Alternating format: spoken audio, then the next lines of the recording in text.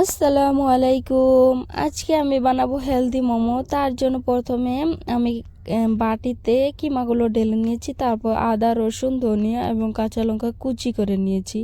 তারপরে এক এক করে এটার উপরে ঢেলে দেব। তারপরে গোলমরিচ নিয়ে এটাকে পাউডার বানিয়ে এর উপরে ঢেলে দেব, তাহলে টেস্টটা একটু বেশি হয়। তারপরে লবণ ঢেলে এটাকে আমি একসাথে মিক্স করে নেব। মিক্স করে ঢাকনা দিয়ে ঢেকে দেব কিছুক্ষণের জন্য। তারপরে পাতাকপির পাতাগুলো আলাদা করে ধুয়ে নেব।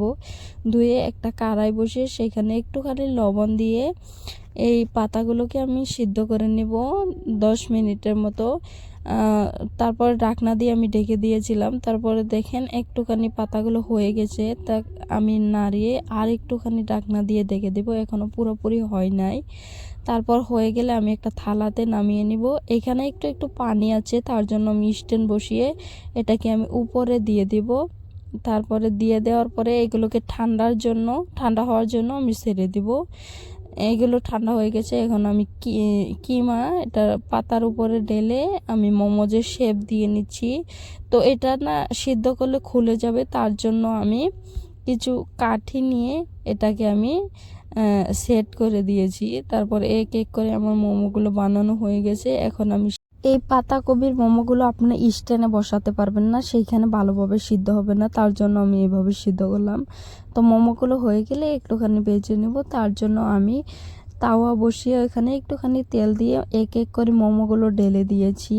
তারপরে ঢালা হয়ে গেলে এইগুলোকে আমি ভেজে নেব। দেখেন আমি এখন উল্টিয়ে দেব, কেননা এক সাইড দিয়ে হয়ে গেছে, এখন অপর সাইড দিয়ে হবে। তারপরে না আমি এক এক করে ওই মোমোতে যেগুলো কাঠি আছে সেগুলোকে আমি খুলে নেব। এইগুলো কেননা এখন মোমো আমাদের হয়ে গেছে পুরোপুরি, তার জন্য আমি কাঠিগুলো খুলে নিয়েছি। দেখেন আমার মোমোগুলো ভাজা হয়ে গেছে। এইগুলো মোমো একদম হেলদি, আপনার কোনো অসুখ হবে না। আপনি ট্রাই করতে পারেন। আমার ভিডিও যদি ভালো লাগে আপনারা লাইক সাবস্ক্রাইব করবেন। তো আমি চাটনির জন্য প্রথমে আমি 2টো টমেটো, রসুন, আদা এবং শুকনো লঙ্কা দিয়ে আমি এটাকে সিদ্ধ করে নিয়েছি। তারপরে মিক্সিতে দিয়ে আমি এটাকে চাটনি বানিয়ে নিব। আপনারা যারা মোমো খেয়েছেন এই চাটনিটা অনেক ভালো লাগে। তো ওইগুলোতে কালার মেশানো হয়, আমারটা একদম অরিজিনাল, কোনো কালার মেশানো হয়নি আমার চাটনিতে। তো এখানে আমি চাটনিকে একটু তেলে দিয়ে দিব, তার জন্য কড়াই বসিয়ে আমি চাটনিগুলোকে দিয়ে একটুখানি ভেজে নিয়েছি। তারপরে দেখেন আমার মোমো রেডি।